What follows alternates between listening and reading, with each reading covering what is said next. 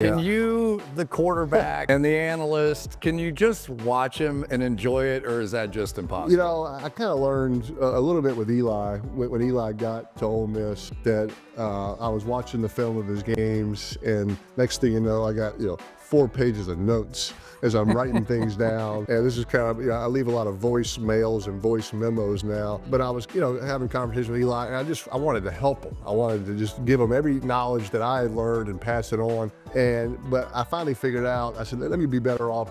Let me wait till Eli calls me and says, hey, what do you see, right? And so I really tried to take that same approach with Art. He's my nephew, and he does call and reach out. And I think sometimes he probably regrets it. Last spring, they had a 2-minute drill that I think ended in a 4 and out situation, and he kind of called me about thoughts on the 2-minute drill. And I left him 3 9-minute voice memos, because the first one I forgot to talk about kind of how you got to avoid a sack and you got to get an explosive play. And so I called it with a second voice memo. So 27 minutes later, I think he's like, you know what? I love my Uncle Peyton. I'm not sure, I want that much information, but yeah, I just want to be there to help and support him. He came out to Denver 2 years ago. We watched some film together. We threw together, and but that was his idea, kind of wanting to come to me, and that's kind of how our relationship goes.